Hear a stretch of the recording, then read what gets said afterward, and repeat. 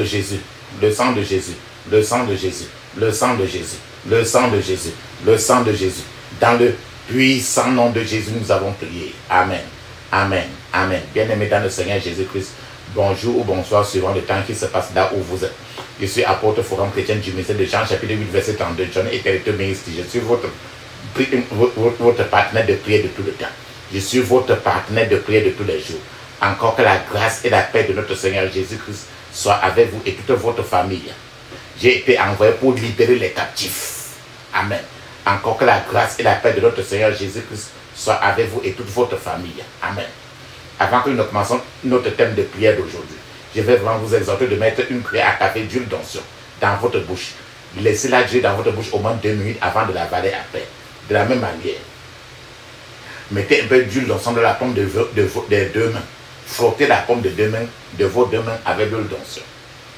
Frottez la paume de 2 mains. Frottez cela. Frottez la paume de 2 mains avec l'huile d'onction. Frottez votre front. Touchez les cheveux à l'huile d'onction. Frottez votre cou avec l'huile d'onction. Et mettez un peu d'huile d'onction sur votre nombril. Ce que vous avez fait pour vous, faites-le la même chose pour vos enfants, vos petits-fils, vos grands-enfants. La Bible nous dit très bien dans 1 Thessaloniciens chapitre 5 verset 17, il est écrit priez sans cesse. Priez sans cesse. Parce qu'il faut prier sans cesse. Notre thème de prière aujourd'hui c'est tuer le serpent dans ton générateur de pouvoir. Tuer le serpent dans ton générateur de pouvoir. Tu connais le générateur qui donne l'électricité, non? Quand il y a un serpent là-dedans, ça peut arrêter tout le générateur peut ne plus marcher. Donc il faut tuer ce serpent-là. Tuer le serpent dans ton générateur de pouvoir. Ton générateur qui donne le pouvoir. Tuer le serpent dans ton générateur de pouvoir. Amen. Papa, maman, ce message s'adresse, le message d'aujourd'hui s'adresse à ceux qui souhaitent un changement positif dans leur vie. C'est-à-dire à ceux qui sont fatigués de blaguer et qui attendent de Dieu une action vraiment bénéfique. Le message d'aujourd'hui ne s'adresse pas à ceux qui hésitent encore de devenir des saints pour Jésus. Ce message s'adresse à ceux qui ont déjà pris la décision d'être saints et qui, par la pureté, veulent désormais vraiment avoir le pouvoir. Ce message s'adresse à ceux qui veulent le pouvoir de Dieu dans leur vie. Est-ce que tu veux avoir le pouvoir de Dieu? C'est que si tu as déjà recherché la sainteté, la pureté et que désormais tu as vraiment décidé de recevoir de Dieu le pouvoir. Avant que nous continuions, je vais te faire un petit témoignage. Un frère a été invité pour un entretien de travail, un entretien pour un emploi vraiment très promoteur. Le frère, sur son chemin, quand il partait pour cet entretien de travail-là, sur son chemin, il y a une voiture du quartier qui a éclaboussé la boue sur son habit. Le temps que le frère rentre maintenant chez lui pour se changer avant de repartir, il s'est rendu compte que l'entretien de travail, le temps de cet entretien de travail était déjà terminé. Maintenant, une autre invitation à un entretien de travail et pour un poste plus meilleur est arrivée encore. Pendant que le même frère se préparait pour aller faire l'entretien de travail, son premier fils est tombé dans la confusion, suivi de son deuxième fils et même de son troisième enfant. Ils sont tombés tous malades le même jour. Même la femme du frère, qui luttait pour sauver la vie de ses 3 enfants, s'est effondré aussi dans la maladie ce même jour. Tout cela a planté le frère à la maison jusqu'à ce que l'entretien où il devait partir pour décrocher le travail là, le temps de ça est encore passé. Et dès que le temps est passé, dès la fin de cet entretien de ce jour-là, tous les enfants et la femme qui étaient malades, les malades de sa maison, eux tous, ils se sont rétablis, ils sont revenus tous en santé. Le frère a encore raté donc sa deuxième chance pour être recruté dans un poste qui semblait être même meilleur. Maintenant, le troisième entretien, un troisième entretien pour le travail, il a encore eu une bénédiction, on l'a encore appelé pour un autre. Le frère est arrivé à l'heure exacte au lieu de l'entretien. Et là-bas, en attendant, il est parti rejoindre son ami à l'étage de l'immeuble pour que quand le temps vienne, qu'ils descendent ensemble, tous les deux ensemble, afin que le gars aille faire l'entretien de travail.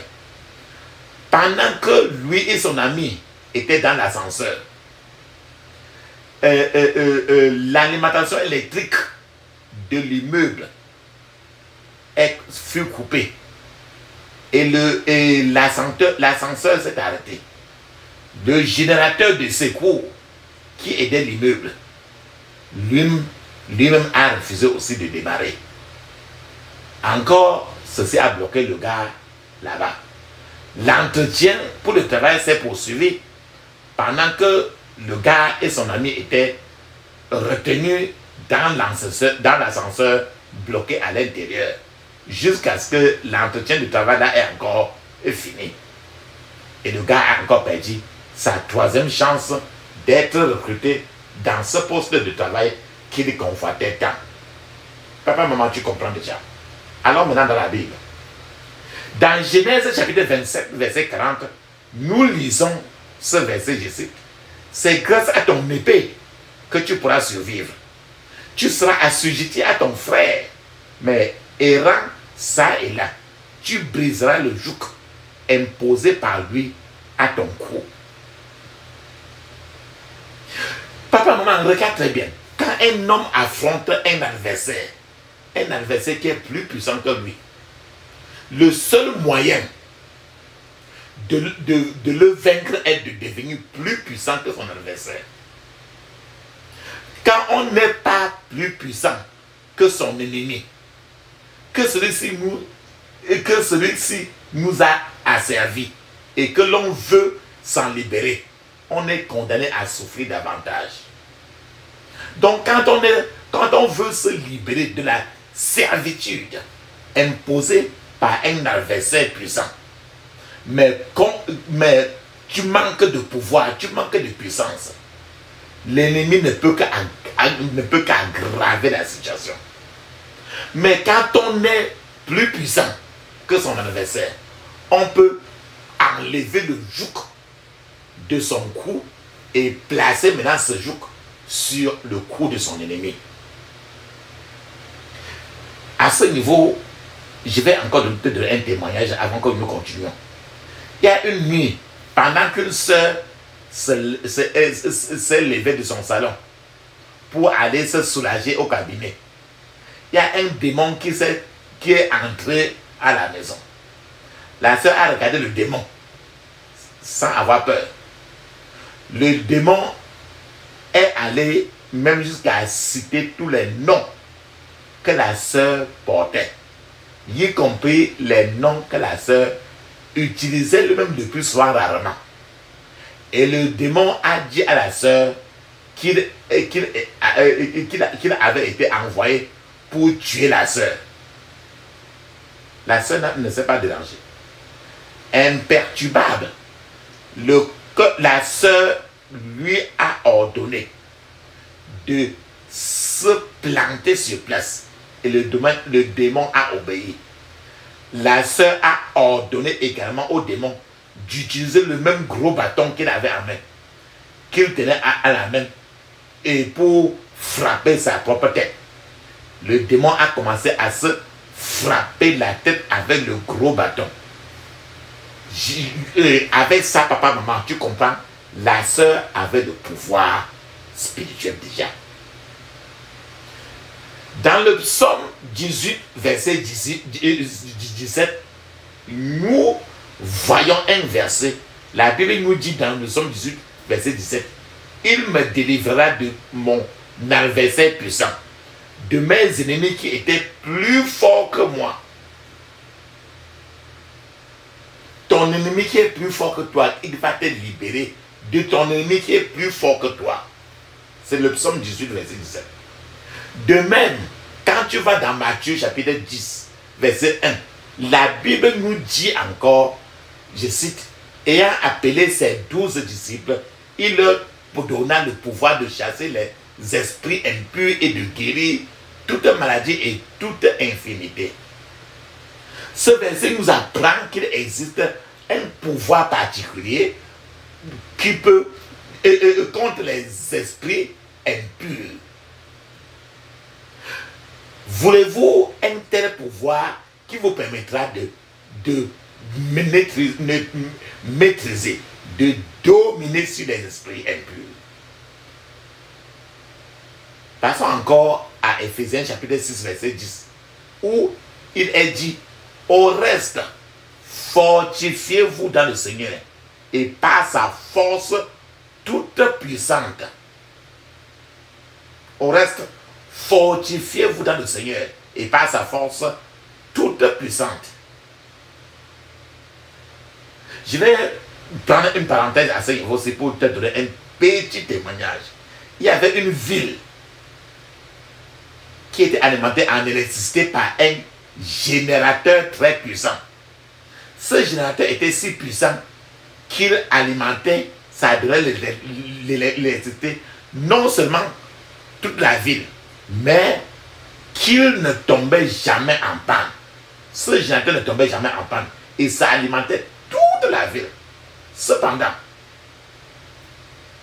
un jour comme ça, vers 23 heures, une nuit noire s'est établie dans toute la ville. Les citadins de la ville se reposaient et pensant, ils sont restés tranquilles pensant qu'il s'agissait d'un problème mineur. Chose curieuse, toute la nuit, il n'y a pas eu de lumière. Pourtant, ce générateur était tellement puissant que ça ne se tombait jamais en panne. À un moment donné, les techniciens, les ingénieurs, les réparateurs sont allés voir ce qui n'allait pas. Mais ils ont découvert, on a cherché, ils ont regardé le générateur, ils ont découvert, on a ouvert le générateur, on a découvert qu'on a vu un serpent était dans le générateur et s'était enroulé à l'intérieur du générateur. Un seul petit serpent dans le générateur, toute la nuit est resté noir et tout le générateur est resté sans lumière. De ce fait, le générateur est tombé en panne à cause de ce seul serpent. Ce seul serpent qui s'est introduit dans la centrale électrique suffisait à paralyser cette centrale électrique. C'est pour ça qu'aujourd'hui, ce seul serpent du péché qui s'est introduit dans ta centrale de pouvoir, tu dois tuer ce serpent-là aujourd'hui.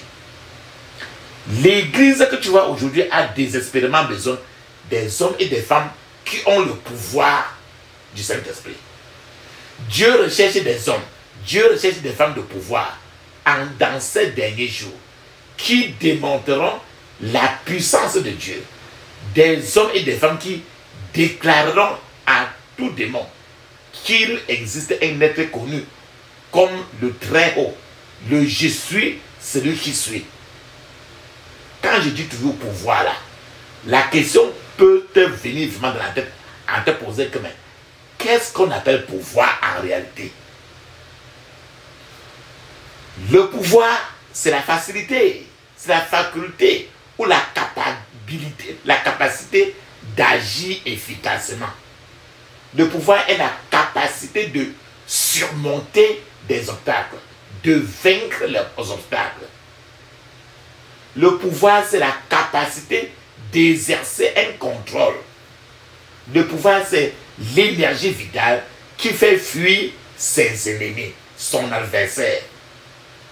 Le pouvoir, c'est la capacité d'éliminer les obstacles sur votre chemin et de décider du chemin à suivre, la route à suivre. Le pouvoir fait partie de la vie quotidienne d'un être humain. Frères et sœurs, papa, maman, vous êtes en vie aujourd'hui parce que vous avez la force physique de vivre et la force mentale de comprendre ce qui se passe autour de vous. C'est le pouvoir. C'est la puissance. Le pouvoir aussi, c'est la puissance de la batterie d'un véhicule qui lui permet de fonctionner. Quand la batterie est gâtée, le véhicule ne marche plus, ne peut plus bouger. C'est ce qu'on appelle le pouvoir. Papa, maman, selon la Bible maintenant, la définition du mot pouvoir maintenant, selon la Bible, beaucoup d'entre nous ne comprennent pas la définition biblique du pouvoir. Je veux dire de la puissance. Selon la Bible, le pouvoir, c'est avoir accès au mystère de Dieu. Voilà la différence maintenant. Et c'est ce que tu veux et c'est ce que nous voulons.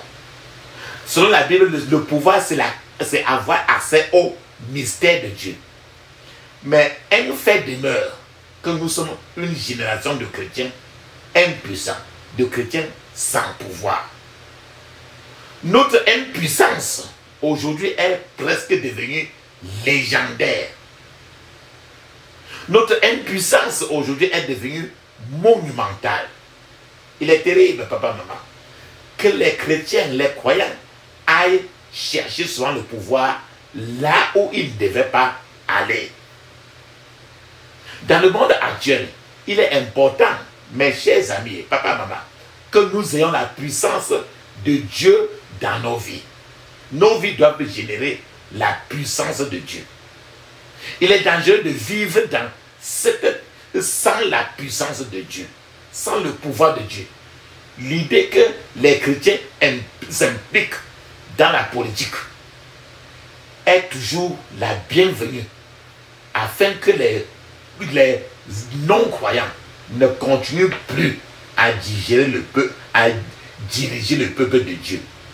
Mais cette puissance vitale qui vient toujours de Dieu doit d'abord être acquise pour être efficace.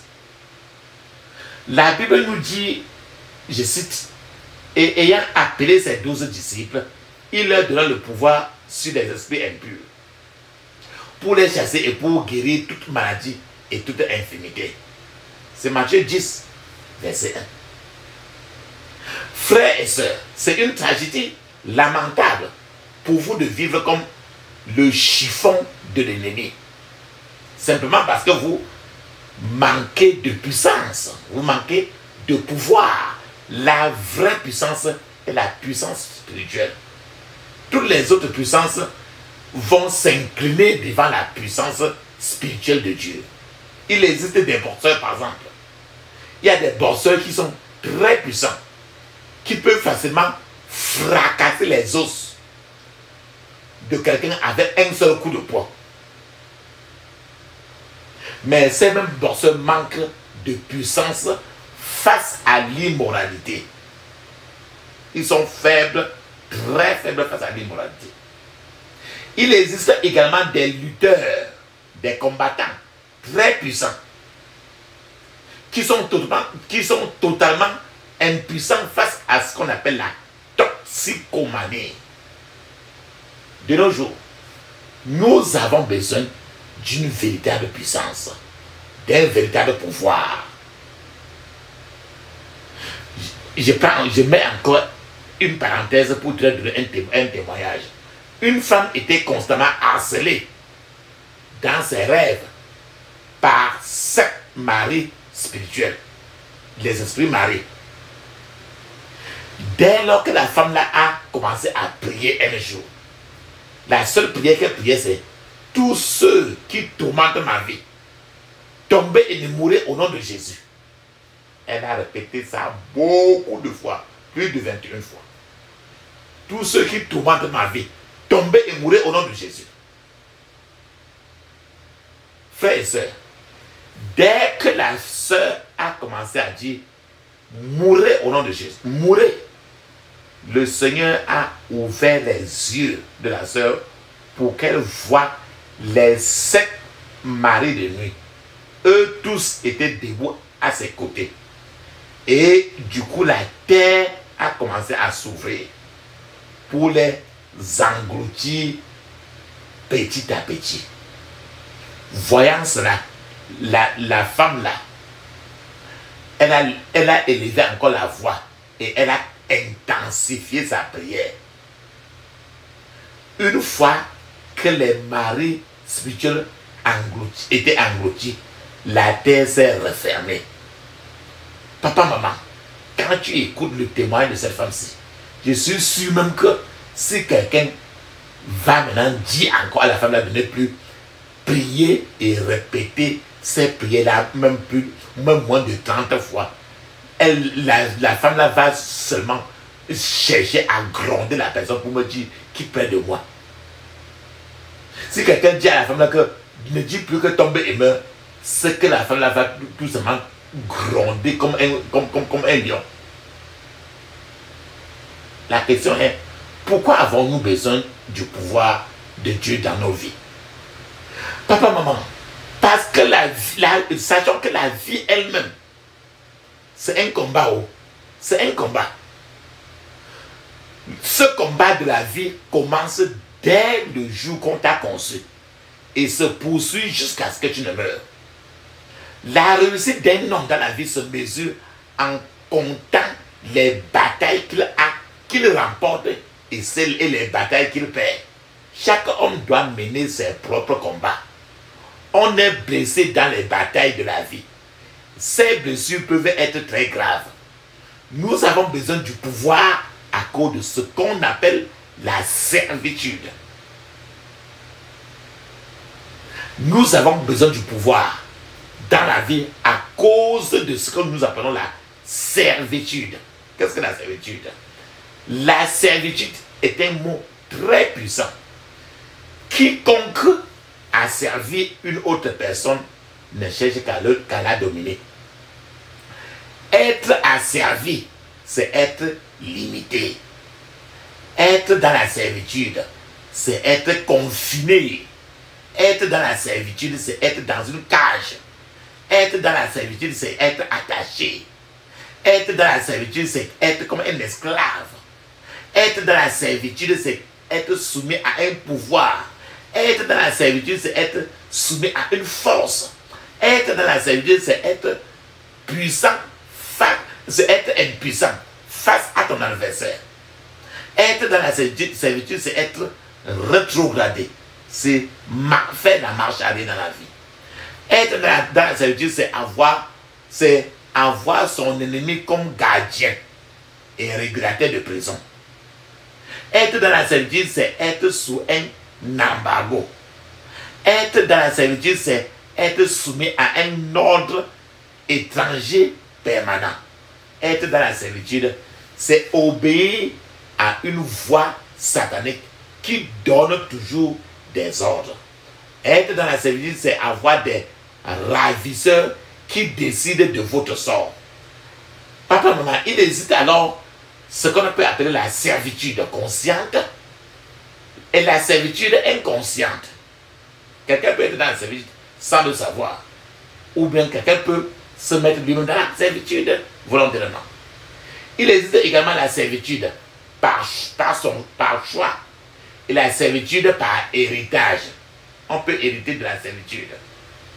Il existe la servitude par la force. Il existe la servitude par accident. Il existe la servitude par... Il existe ce qu'on appelle la servitude auto-infligée.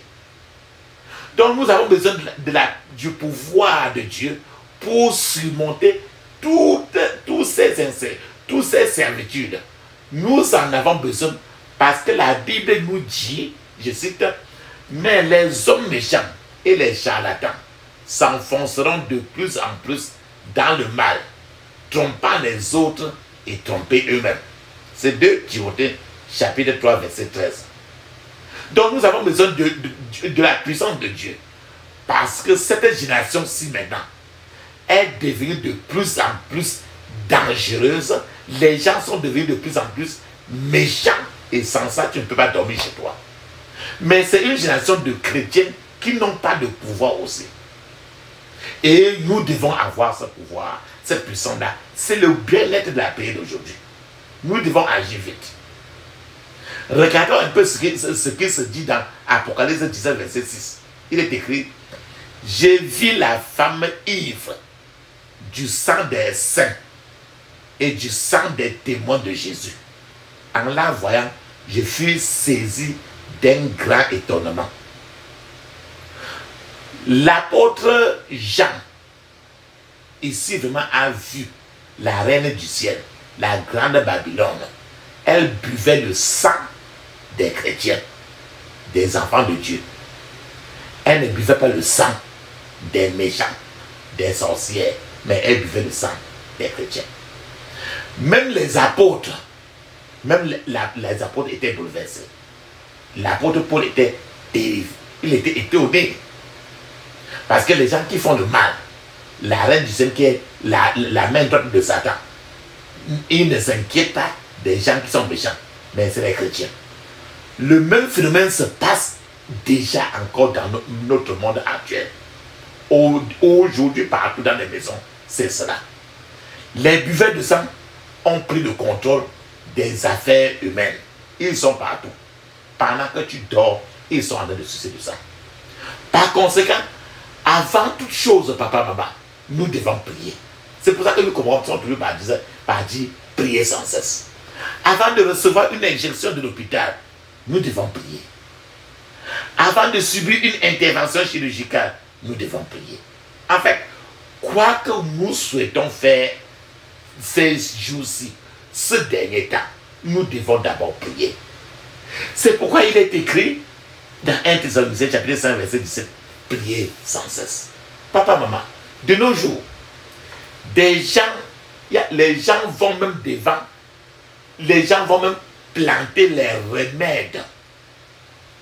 remèdes démoniaques devant la porte des cliniques, devant les centres hospitaliers, devant les hôpitaux, pour s'assurer que lorsqu'un malade y entre avec la simple fièvre, avec le simple paludisme, le même malade sort de là avec le cancer. Tu viens pour rien que le mal de tête. Tu viens parce que tu as la fièvre ou le paludisme, mais tu sors avec le cancer.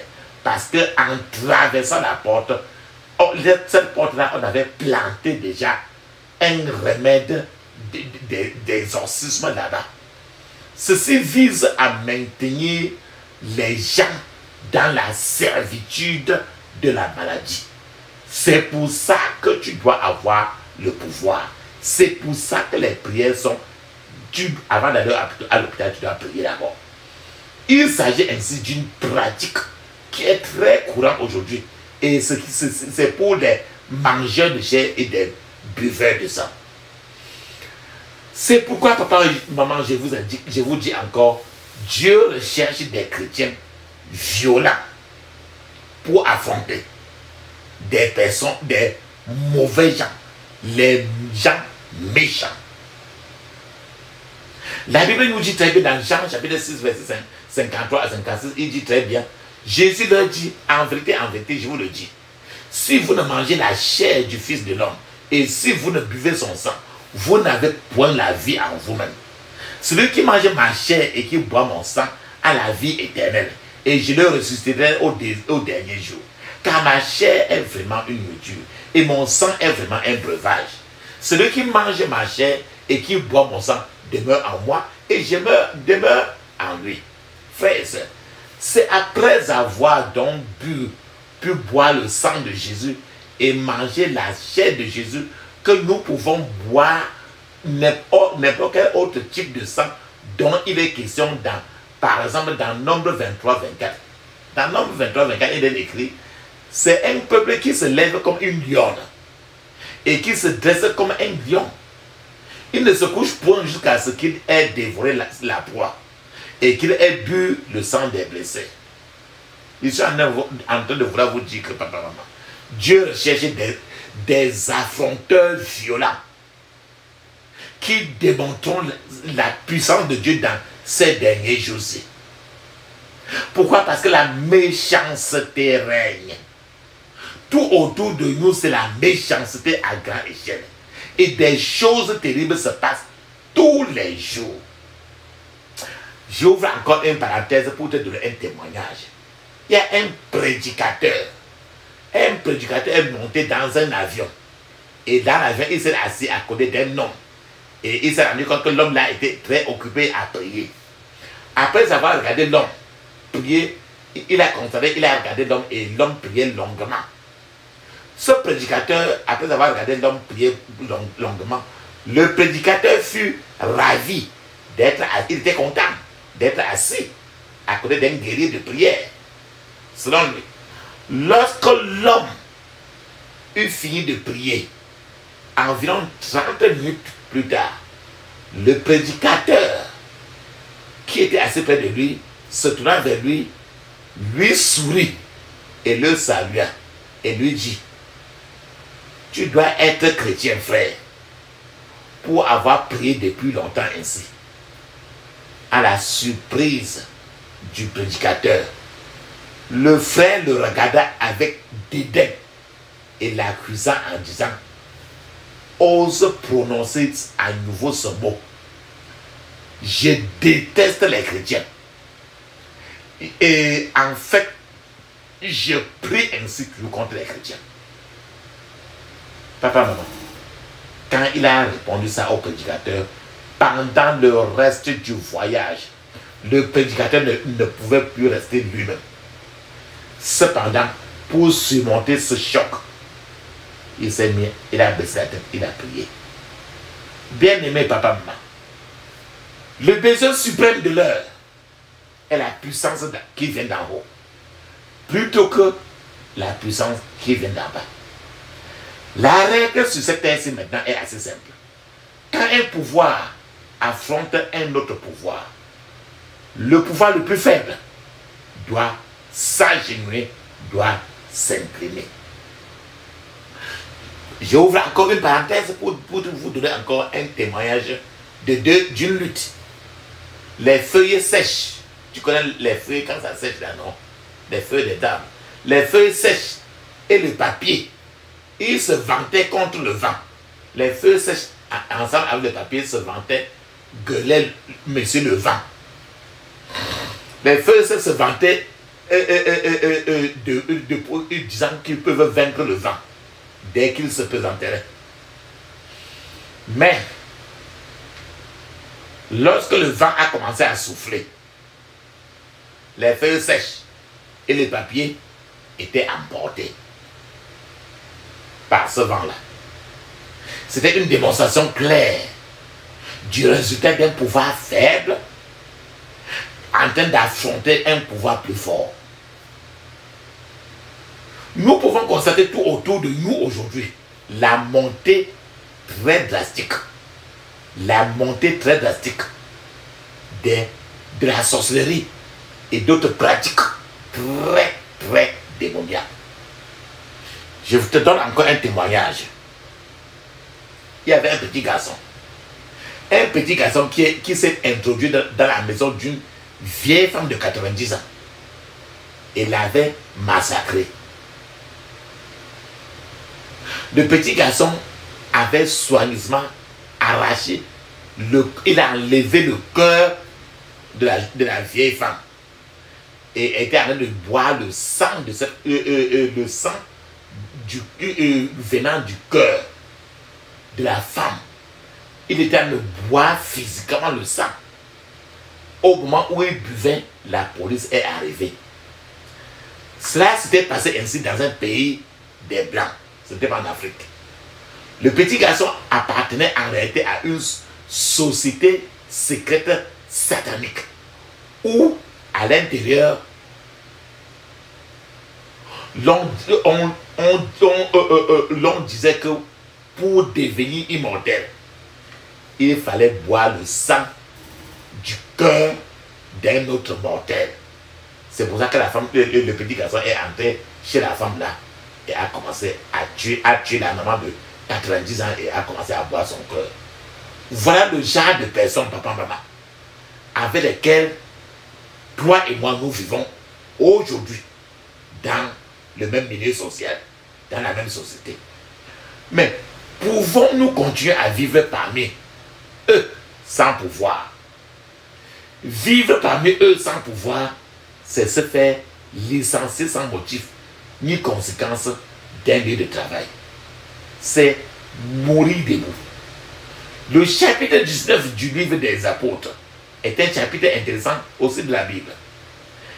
En réalité, les habitants d'Éphèse, du quartier qu'on appelle Éphèse, les habitants d'Éphèse s'intéressaient trop à la sorcellerie, s'intéressaient trop à l'astrologie, au démonisme, s'intéressaient trop aux d'autres choses des ténèbres.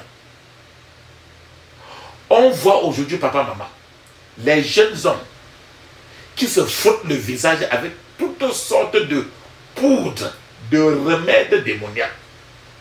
Beaucoup de jeunes hommes, enfants, filles, vont même au cimetière pour enterrer des choses. Ou au cimetière-là, ils peuvent rapporter des choses pour les mettre dans leur poche.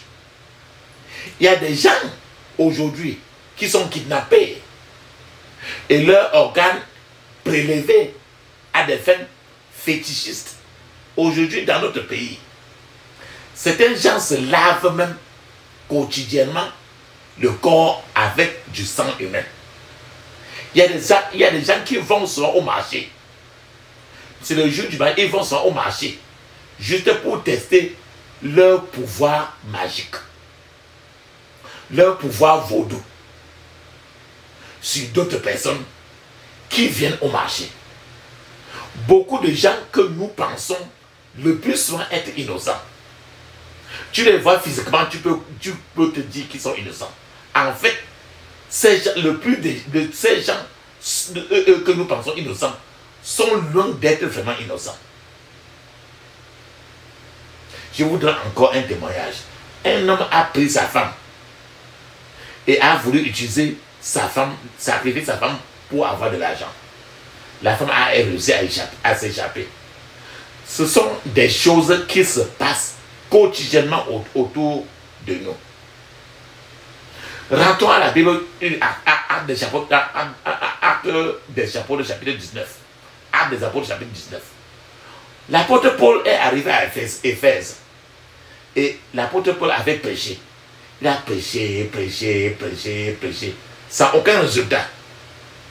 Les habitants d'Éphèse ne voyaient aucune raison d'abandonner leur tradition, d'abandonner le fait d'aller chercher les crânes, d'abandonner les remèdes traditionnels, d'abandonner leurs idolâtries, leurs dieux et leurs idoles pour suivre un homme de Galilée crucifié. Et cet homme crucifié n'a pas été crucifié même seul. Il a été crucifié avec des brigands. Jésus avec un brigand à gauche et à sa droite. Donc les habitants d'Éphèse ne voyaient aucun intérêt à s'intéresser à ce Jésus qui a été crucifié avec des brigands. Cependant, ceci stressait un peu Paul, qui prêchait et il n'y avait rien. Cependant, il y a un événement qui a changé la donne, qui a changé le jeu. L'affaire est devenue le sujet d'une conversation qui allait de bouche à oreille et on ne parlait plus que de ça. En fait, il y a les juifs, certains juifs là-bas vagabonds, des exorcistes, des voyants, les masseurs, les guérisseurs traditionnels. Ils ont entrepris d'invoquer, ils ont ils ont commencé à invoquer le nom du Seigneur Jésus sur ceux qui avaient des esprits impurs. Et je vais partager avec vous ce qui s'est passé. C'est dans Actes 19, verset 13 à 20. Attends, je vais partager avec vous. Écoute ce qui s'est passé. Quelques exorcistes juifs ambulants essayaient d'invoquer sur ceux qui avaient des esprits malins le nom du Seigneur Jésus en disant: je vous conjure par Jésus que Paul prêche. Ceux qui faisaient cela étaient 7 fils de Séva, juifs, l'un des principaux sacrificateurs. L'esprit malin leur répondit: je connais Jésus et je sais qui est Paul, mais vous, qui êtes-vous? Et l'homme dans lequel était l'esprit malin s'élança sur eux, se rendit maître de tous deux, et les maltraita de telle sorte qu'ils s'enfuirent de cette maison nus et blessés. Cela fut connu de tous les Juifs et de tous les Grecs qui demeuraient à Éphèse. Et la crainte s'empara d'eux tous, et le nom du Seigneur Jésus était glorifié. Plusieurs de ceux qui avaient cru venaient confesser et déclarer ce qu'ils avaient fait. Et un certain nombre de ceux qui avaient exercé les arts magiques ayant apporté leurs livres, les brûlèrent devant tout le monde, on en estimant la valeur à 50 000 pièces d'argent. Et c'est ainsi que la parole du Seigneur croissait en puissance et en force. Papa, maman, après que Paul eut prêché longtemps sans succès, les gens se sont réveillés un jour et ils étaient face à 2 réalités majeures dans la ville d'Éphèse. Premièrement, ils se sont rendus compte qu'il y avait l'existence du diable. Et de l'autre côté, l'homme, Jésus, prêché par l'apôtre Paul, avait pouvoir sur le diable. Ces 2 réalités les ont forcés à se tourner massivement vers le pouvoir le plus élevé qui a dominé, et c'était le pouvoir de Dieu.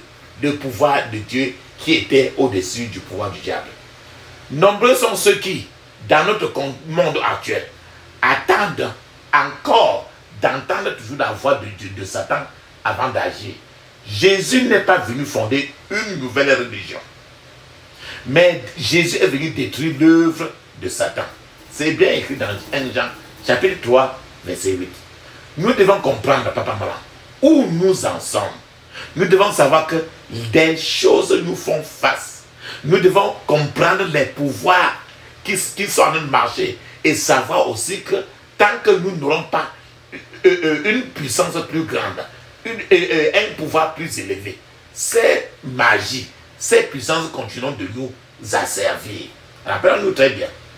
La Bible nous dit très bien: il me délivrera de mon adversaire puissant, de mes ennemis qui étaient plus forts que moi. C'est le psaume 18, verset 17.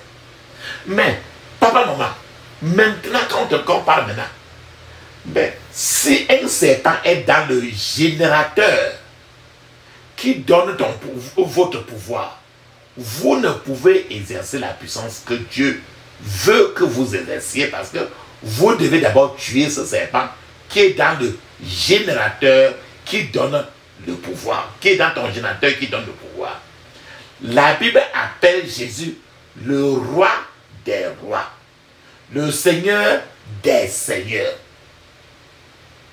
Quand il dit le roi des rois, qui sont les autres rois donc?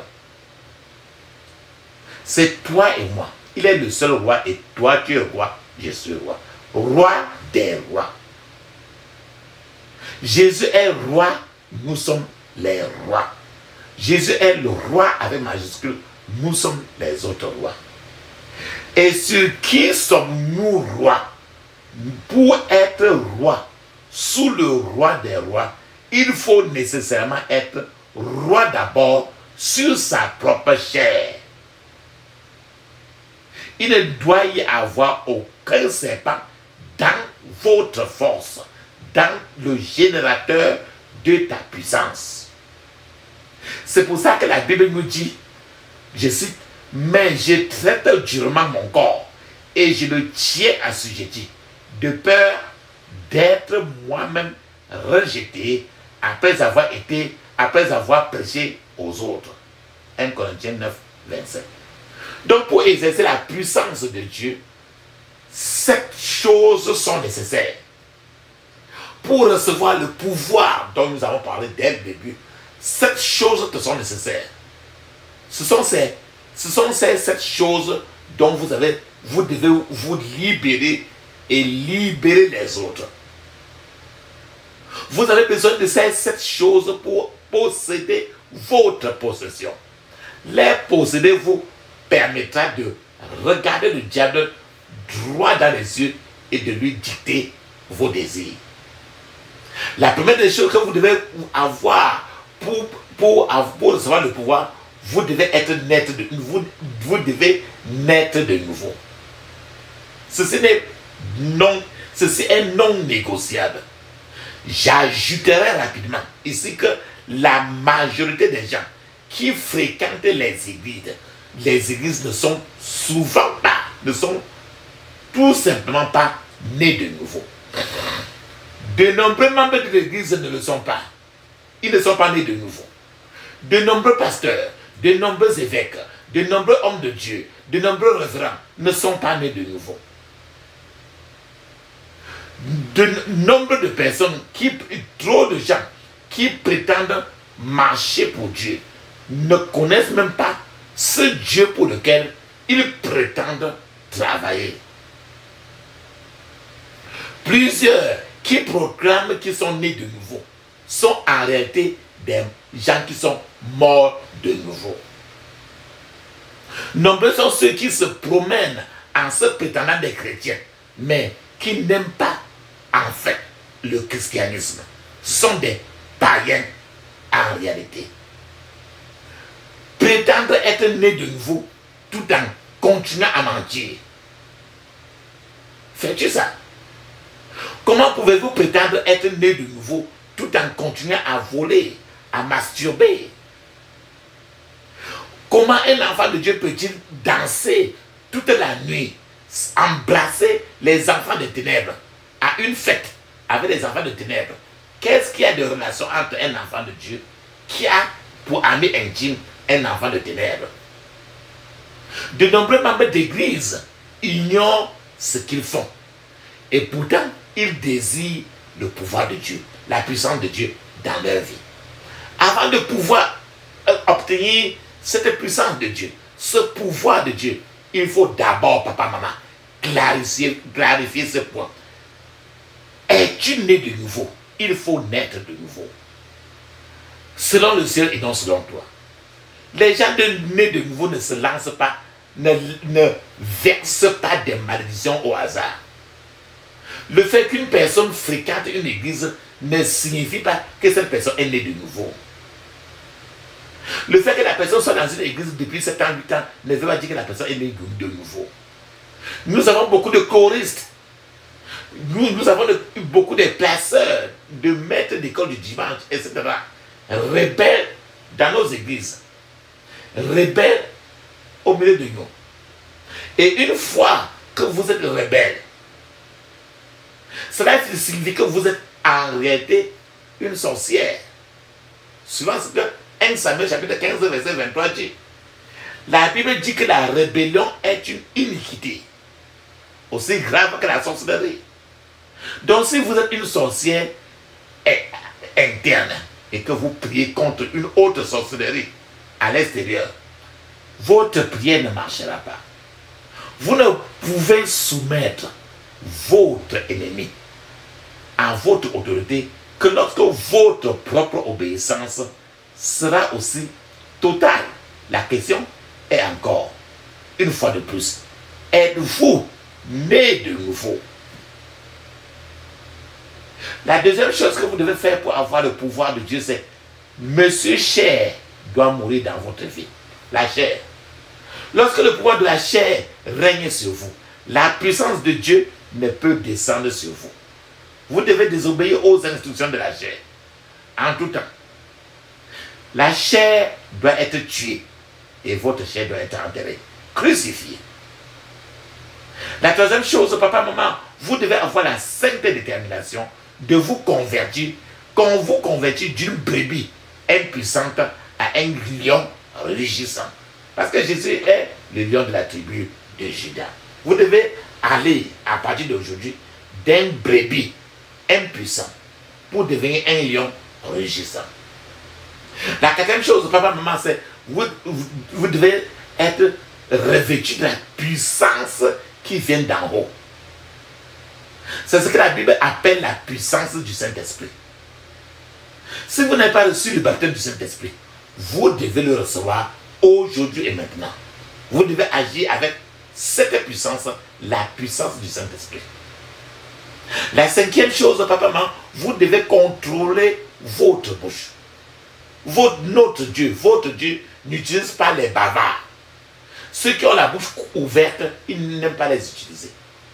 Lisez attentivement votre Bible et vous remarquez que là où Dieu s'exprime, ses paroles, c'était très peu nombreux. En fait, les instructions de Dieu sont souvent d'une seule syllabe. Dieu peut te dire, va, assieds-toi, mange, ainsi de suite. C'est le plus souvent un mot. Vous devez comprendre tout cela pour pouvoir bénéficier de la puissance d'en haut, du pouvoir de Dieu. La sixième chose, c'est que sachez que la puissance se mesure en fonction de votre degré d'auto-crucifixion et de votre niveau de foi. C'est que plus tu es crucifié, suivant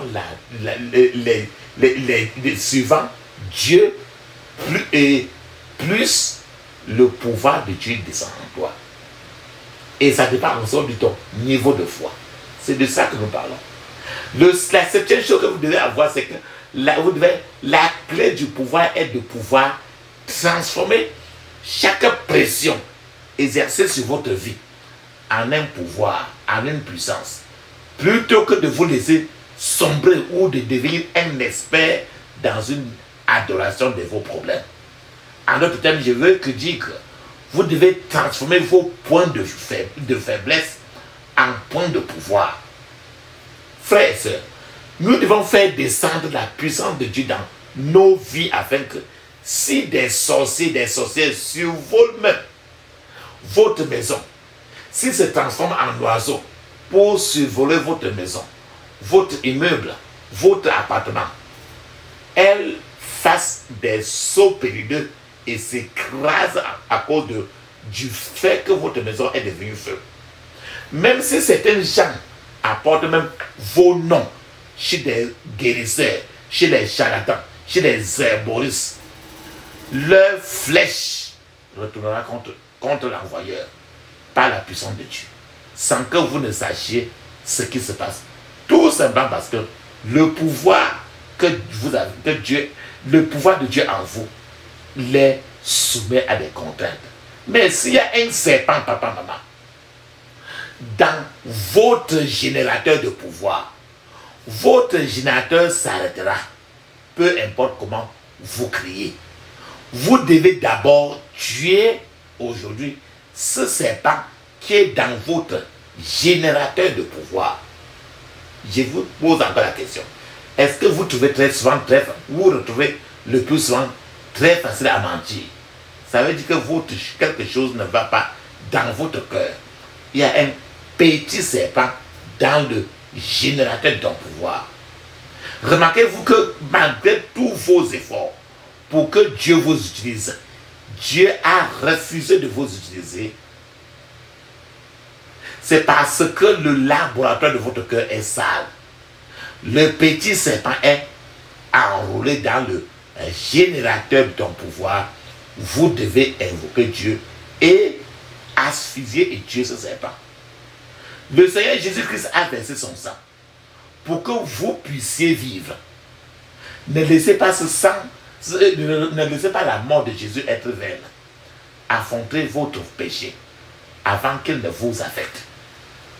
Quand Dieu refuse de vous utiliser malgré vos cris quotidiens, cela ne peut que signifier qu'il y a un Sodome et Gomorrhe dans votre cœur. Dieu voit la saleté du cœur. Et Dieu voudrait que cette saleté soit écartée, soit lavée aujourd'hui, désinfectée et désinfectée. Pourquoi en tant que chrétien devriez-vous nourrir et entretenir des pensées, des mauvaises pensées, des pensées négatives? C'est ce serpent-là qui est dans le générateur de ton pouvoir. Pourquoi vos pensées devaient-elles être une honte pour le ciel? Pourquoi devez-vous permettre à l'ennemi de se moquer de vous, car votre cœur a des tâches qui appartiennent au diable? Vous vous habillez peut-être selon la volonté de Dieu, c'est-à-dire que vous êtes bien habillé. Vous parlez peut-être selon la volonté de Dieu, c'est-à-dire que vous parlez très bien, éloquemment, avec trop de politesse. Mais votre cœur semble toujours être loin de Dieu. Ce serpent enroulé dans votre cœur, aujourd'hui doit être tué. Quand votre cœur vagabonde, par exemple, pendant des prières, où va-t-il? Il y a quelque chose qui cloche. Vous devez implorer aujourd'hui Dieu avec de grosses larmes, aujourd'hui, pour qu'il vous remette debout. À Dieu soit la gloire par son grand amour. Dans mon âme noire s'est levé le jour. Jésus, à ma place, mourit sur la croix. Il m'offre sa grâce et je le reçois. Gloire à Dieu, terre écoute sa voix. Gloire à Dieu, monde réjouis-toi. Ô venez au Père, Jésus est vainqueur. Que toute la terre chante en son honneur. De Jésus la joie remplit notre cœur. Qu'importe qu'on voie tout notre bonheur. Selon sa promesse, Jésus changera deuil en allégresse quand il reviendra. Gloire à Dieu, terre écoute sa voix. Gloire à Dieu, monde réjouis-toi. Ô venez au Père, Jésus est vainqueur. Que toute la terre chante en son honneur. Amen. Ce chant est appelé « À Dieu soit la gloire » et c'est sorti de chant de victoire sous les ailes de la foi. Papa, maman, ferme tes yeux, ouvre ta bouche. Dis ceci. Je couvre mon esprit, mon âme, mon corps et toutes mes possessions du sang de Jésus. Je couvre mon esprit, mon âme, mon corps et toutes mes possessions du sang de Jésus. Dans le puissant nom de Jésus, j'ai prié. Amen. Maintenant, n'importe quel serpent qui s'est introduit dans ton générateur de puissance, tu vas le tuer. Ferme tes yeux, répète ces 21 fois. Tout serpent qui s'est introduit dans mon générateur de puissance, meurt au nom de Jésus. Tout serpent qui s'est introduit dans mon générateur de puissance, meurt au nom de Jésus. Dans le puissant nom de Jésus, j'ai prié. Amen. Ferme tes yeux, dis ceci. Il te faut être baptisé du Saint-Esprit. Nous avons dit ça. Répète ceci 21 fois. Même si répète rien que 2 ou 3 fois. Dis ceci. Puissance du Saint-Esprit. Lève-toi et descends sur ma vie maintenant. Au nom de Jésus. Puissance du Saint-Esprit. Lève-toi. Descends sur ma vie maintenant au nom de Jésus. Puissance du Saint-Esprit. Lève-toi. Descends sur ma vie maintenant au nom de Jésus. Dans le puissant nom de Jésus, j'ai prié. Amen. Tous ceux qui sont délégués pour renverser ma vie, mourrez au nom de Jésus. Tous ceux qui sont délégués pour renverser ma vie, mourrez au nom de Jésus. Répète 21 fois. Ferme tes yeux. Tous ceux qui sont délégués pour renverser ma vie, mourrez au nom de Jésus. Dans le puissant nom de Jésus, j'ai prié. Amen. Tous ceux qui programment le chagrin dans ma destinée, qu'attendez-vous? Mourrez au nom de Jésus. Tous ceux qui programment le chagrin dans ma destinée, qu'attendez-vous? Mourrez au nom de Jésus. Dans le puissant nom de Jésus, j'ai prié. Amen. Papa, maman, pendant que tu tapes la terre, si tu as moyen de taper la terre, pendant que tu dis ceci, tu dois taper la terre, la terre, la terre. Si tu veux, tu tapes avec la paume de tes mains. Ou bien tu tapes avec les pieds. Mais je préfère que vous tapez avec les mains. Pendant que tu tapes le sol, tu dis ceci. Toi, pouvoir de la terre, écoute la parole du Dieu vivant. Libère mes vertus au nom de Jésus. Toi, pouvoir de la terre, écoute la parole du Dieu vivant. Libère mes vertus au nom de Jésus. Toi, pouvoir de la terre, écoute la parole du Dieu vivant. Libère mes vertus au nom de Jésus. Dans le puissant nom de Jésus, j'ai prié. Amen. Ferme tes yeux, dis ceci 21 fois. Tous ceux qui troublent ma destinée, soyez brisés au nom de Jésus. Tous ceux qui troublent ma destinée, soyez brisés au nom de Jésus. Dans le puissant nom de Jésus, j'ai prié. Amen.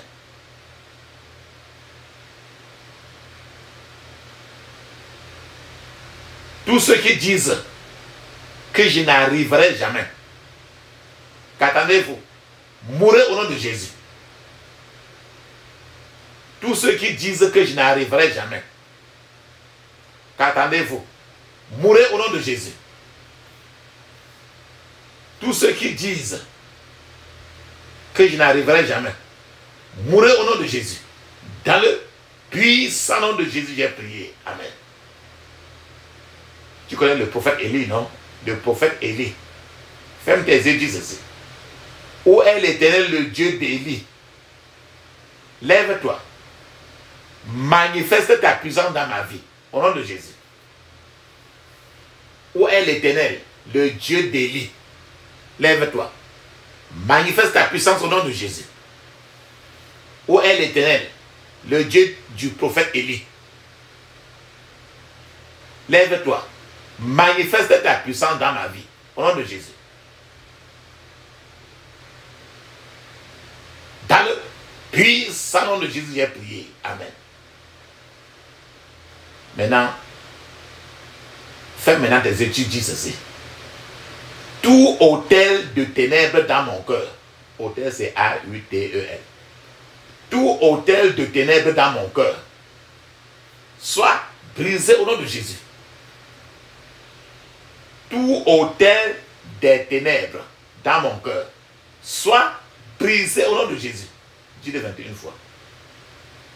Tout hôtel des ténèbres dans mon cœur soit brisé au nom de Jésus. Dans le puissant nom de Jésus, j'ai prié. Amen. Le serpent du péché qui est enroulé dans ton cœur. Nous avons parlé aujourd'hui. Un serpent qui est entré dans le générateur et a causé l'obscurité dans toute la ville. Ce serpent du péché qui est enroulé dans ton cœur et cause l'obscurité dans toute ta vie. Dis ceci. Tout serpent du péché enroulé dans mon cœur, libère-moi et meurs au nom de Jésus. Tout serpent du péché enroulé dans mon cœur, libère-moi et meurs au nom de Jésus. Répète 21 fois. Tout serpent du péché enroulé dans mon cœur, libère-moi et meurs au nom de Jésus. Dans le puissant nom de Jésus, nous avons prié. Amen. Papa, maman, mets une pause. Parce que tu vas parler en langue maintenant 7 minutes. Le parler en langue est écrit dans Marc 16, 17. Actes des Apôtres, chapitre 2, verset 1 à 5. C'est encore écrit dans Ézéchiel chapitre 5, verset 5. Pendant que tu parles en langue, je serai en train de t'attendre. Vas-y, pendant que tu parles en langue 7 minutes, vas-y.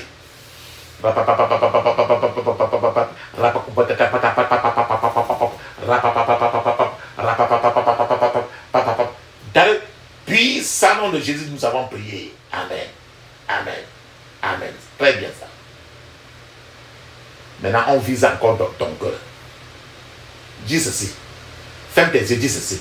Sang de Jésus. Lave mon cœur au nom de Jésus. Sang de Jésus. Lave mon cœur au nom de Jésus. Sang de Jésus. Lave mon cœur au nom de Jésus. Dans le puissant nom de Jésus, nous avons prié. Amen. Papa, maman, tu as déjà levé maintenant toutes tes prières à Dieu. Parce que tu as levé toutes tes prières à Dieu maintenant, c'est le temps maintenant que tu gardes de calme. Ne dis pas Amen. Ne dis pas merci. Ne dis aucun mot. C'est le temps que Dieu peut parler. Il peut parler maintenant. Il peut parler après. Il peut parler à tout moment.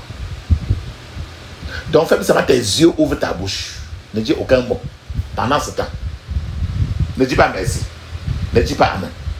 Pendant ce temps, moi aussi, en tant que ton partenaire de prière de tout le temps, de tous les jours, je vais être en train d'appeler le Dieu d'Élie, le Dieu du prophète Élie. Et quand nous appelons le Dieu du prophète Élie, il peut te répondre par le feu. Parce qu'il est un feu dévorant. Ne dis absolument rien. Ferme tes yeux, ouvre ta bouche. Dis, reste tranquille. Feu, feu, feu, feu, feu, feu, feu, feu, feu, feu. Feu, feu, feu, feu, feu, feu, feu, feu, feu, feu, feu. Dans le puissant nom de Jésus, nous avons prié. Amen. Amen. Amen. Ça, c'est très bien ça. Ferme tes yeux, dis ceci. J'interdis toute contre-attaque, tout regroupement, tout renforcement contre moi et ma famille au nom de Jésus. J'interdis toute contre-attaque, tout regroupement, tout renforcement contre moi et ma famille au nom de Jésus. Dans le puissant nom de Jésus, nous avons prié. Amen. Ferme tes yeux, dis ceci. Je scelle toutes mes prières dans le sang de Jésus. Je scelle toutes mes prières dans le sang de Jésus. Dans le puissant nom de Jésus, nous avons prié. Amen. Dis Amen cette fois. Amen. Amen. Amen. Amen. Amen. Amen. Amen. Wonderful. Ça, c'est très bien ça. Maintenant, il est temps de parler en langue 7 minutes. Mais je vous conseille tout de parler en langue au moins 30 à 1 heure de temps. Et choisissez un chant de louange et d'action de grâce que vous devez chanter avec votre bouche. Dansez avec vos pieds. Tapez les mains, vos deux mains. Ne mettez pas la radio pour suivre un chant. Chantez vous-même de votre bouche, de votre cœur. Parce que le Seigneur, l'armée du ciel est avec vous. Alors maintenant, on parle en langue d'abord. Allons-y.